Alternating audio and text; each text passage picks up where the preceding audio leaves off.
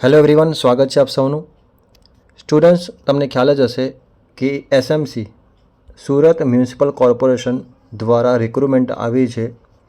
Assistant engineer ઇલેક્ટ્રિકલની લગભગ 57 જગ્યા છે. એનો નવો સિલેબસ ડિક્લેર થઈ ગયો છે. ક્લિયર છે. હવે એક બીજી વાત, તમે વોટ્સએપ ગ્રુપમાં ન જોડાયો હોય તો જોડાવી જજો. ડિસ્ક્રિપ્શનમાં એની લિંક આપેલી છે. ક્લિયર છે. એમાં આપણે નોટ્સ પ્લસ લાઈવ લેક્ચર આપણે કન્ડક્ટ કરીશું. ક્લિયર થાય છે. જે સિલેબસ આપેલો છે એ પ્રમાણે જ આપણે જવાના છીએ. વાત કરીએ સિલેબસની, તો સિલેબસમાં તમે જો ટોટલ કેટલા માર્ક્સનું છે? 70 માર્ક્સનું જે હશે એ ઇલેક્ટ્રિકલ હશે, બાકીના 30 માર્ક્સનું એ અધર ટોપિક હશે. ક્લિયર થાય છે. તો તમે એ ખાસ ધ્યાન આપજો. બેઝિક ઇલેક્ટ્રિકલ, આ બેઝિક ઇલેક્ટ્રિકલમાં થોડાક જ ટોપિક આપેલા છે, જેમાં છે ઓમનો નિયમ, ઓમ્સ લો, કિર્ચોફ લો. કિર્ચોફના બે નિયમ છે. KVL અને એક હશે KCL. ક્લિયર. આના પર જે ન્યુમેરિકલ હોય છે એ તમારે ખાસ કરવાના રહેશે. નેટવર્ક થિયોરમની વાત કરીએ તો અલગ અલગ નેટવર્ક થિયોરમ છે, તમને ખ્યાલ હશે તો એક હશે નોર્ટન હશે, superposition, maximum power transfer, Thevenin. Clear થાય છે. પછી ડ્યુઆલિટી પણ હશે, ટેલિગન્સ થિયોરમ હશે. આટલા તમારે કરવાના રહેશે વ્યવસ્થિત. ત્યાર પછી એસી અને ડીસી સર્કિટ્સ. એટલે એસી સર્કિટ જે છે એ આખું એસી સર્કિટ આવી ગયું. એમાં તમારે RL, RC, RLC, power factor બધું જ આવી ગયું એમાં. એટલે ડીસી સર્કિટ, એમાં તમારે KVL અને KCLનો ઉપયોગ કરીને તમારે ક્વેશ્ચન સોલ્વ કરવાના રહેશે. ચલો નેક્સ્ટ વાત કરીએ આપણે ઇલેક્ટ્રિકલ મશીન. જો મશીનમાં ખાલી ટ્રાન્સફોર્મર હશે, ટ્રાન્સફોર્મર એમાં સિંગલ ફેઝ, 3 ફેઝ બંને. ડીસી મશીનમાં તમે જોયું હશે ડીસી જનરેટર હશે અને ડીસી મોટર હશે. DC motor. ક્લિયર. એના ન્યુમેરિકલ આ બંનેનો ડિફરન્સ ક્લિયર થાય છે. ઇન્ડક્શન મોટર, તો એમાં ઇન્ડક્શન મોટરમાં સિંગલ ફેઝ હશે અને 3 ફેઝ હશે. તો બંને તમારે મોટરો કરવાની રહેશે વ્યવસ્થિત. Synchronous motor, synchronous machine. Clear. આ પણ તમારે કરવાનું રહેશે.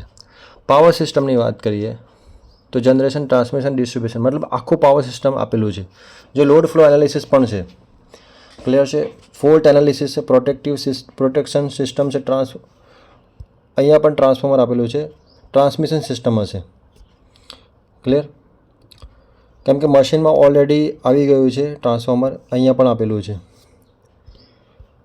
પાવર ઇલેક્ટ્રોનિક્સમાં તમારે થાઇરિસ્ટર, પાવર ઇલેક્ટ્રોનિક્સમાં તમારે શું કરવાનું રહેશે? એક તો પાવર ડાયોડ હશે, એની કેરેક્ટરિસ્ટિક્સ તમારે જોવાની રહેશે. થાઇરિસ્ટર, એમાં અલગ અલગ ટ્રિગરિંગ મેથડ હશે. ક્લિયર છે. IGBT છે, insulated gate bipolar transistor, converter છે, હે ને, ઇન્વર્ટર છે, તમને ખ્યાલ હશે. સાયક્લો કન્વર્ટર હશે, DC to DC કન્વર્ટર હશે, AC to DC હશે, DC to AC હશે, અલગ અલગ હશે. ક્લિયર છે. ત્યાર પછી ડ્રાઈવ હશે. મોટર ડ્રાઈવમાં તમે જોયું હોય તો ખ્યાલ હોય તો અલગ અલગ ડ્રાઈવ હશે, એમાં બ્રેકિંગનો યુઝ થતો હોય છે. ક્લિયર થાય છે. કંટ્રોલ સિસ્ટમ, તો transfer function, stability analysis, feedback system. ત્યાર પછી તમે જોયું હોય તો અહીંયા જુઓ ખાસ સ્વિચ ગેર એન્ડ પ્રોટેક્શનમાં high tension, low tension, vacuum circuit breaker, air circuit breaker, ELCB, earth leakage circuit breaker, moulded case circuit breaker, miniature circuit breaker, starter, આ બધું જ હશે. ત્યાર પછી પંપ તમે જોઈ શકો છો અહીંયા. ટાઈપ્સ ઓફ પંપ હશે, કેરેક્ટરિસ્ટિક્સ હશે, એફિશિયન્સી, હેડ કેલ્ક્યુલેશન હશે. ક્લિયર છે. આ બધું જ આવી ગયું અંદર. ઇલેક્ટ્રિકલ મેઝરમેન્ટ ઇન્સ્ટ્રુમેન્ટેશનમાં fundamental instrumentation process, variable measurement instrumentation control system, automation, industrial communication, આ બધું અંદર આવી ગયું. ત્યાર પછી માઇક્રો પ્રોસેસરમાં બેઝિક્સ હશે, એટલું ડિટેલમાં નહીં હોય. અને ફ્લિપ ફ્લોપ હશે, JK હશે, ડી ફ્લિપ ફ્લોપ હશે, અલગ અલગ હશે. લોજિક ગેટ્સ હશે, ક્લિયર. એન્ડ પછી ઓર ગેટ હશે, નોર હશે, પછી એક્સક્લુઝિવ ઓર હશે, એક્સક્લુઝિવ નોર હશે. આ બધા તમારા ગેટ ખાસ કરવાના રહેશે. ક્લિયર થાય છે. એનર્જી લોસ, રિન્યુએબલ પાવર,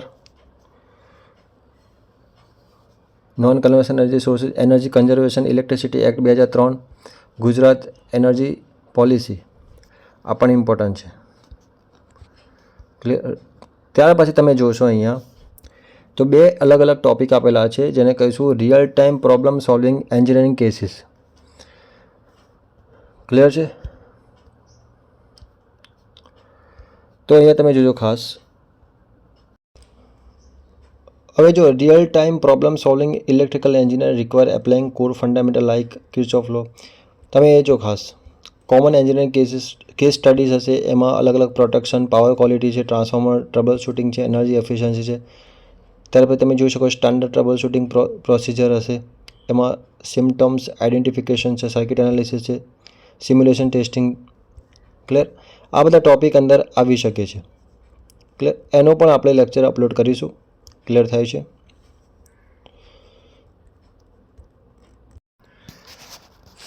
ત્યાર પછી તમે જોઈ શકો છો એક અલગ ટોપિક આપેલો છે ડ્રાફ્ટિંગ જીપીએમસી એક્ટ. ત્યાર પછી કોન્ટ્રાક્ટ એડમિનિસ્ટ્રેશન, એ 10 માર્ક્સનું છે. ક્લિયર. તો આ તમારો સિલેબસ છે અને 100 ગુણનું પેપર હશે. ટોટલ કુલ 100 માર્ક્સનું હશે. જનરલ કેટેગરીને મિનિમમ 50% માર્ક્સ લાવવાનું રહેશે અને બાકીના જે બિન અનામત જે છે એમને 50% અને અનામત કેટેગરીના જે લોકો છે એમાં 45% એ લોકોનો માર્ક્સ જોઈશે. એટલે ઓપન કેટેગરીવાળા જે હશે, ઓપનવાળા, એમને 50% મિનિમમ માર્ક્સ જોઈશે, ક્વોલિફાય માર્ક્સ. તો આ જે છે સિલેબસ આપેલો છે, તમે જોઈ શકો છો. આવો જેટલી બી રિક્રુટમેન્ટ આવી છે SMC દ્વારા, સુરત મ્યુનિસિપલ કોર્પોરેશન દ્વારા, એનો દરેકનો સિલેબસ આમાં આપેલો છે. ક્લિયર છે. અને આપણું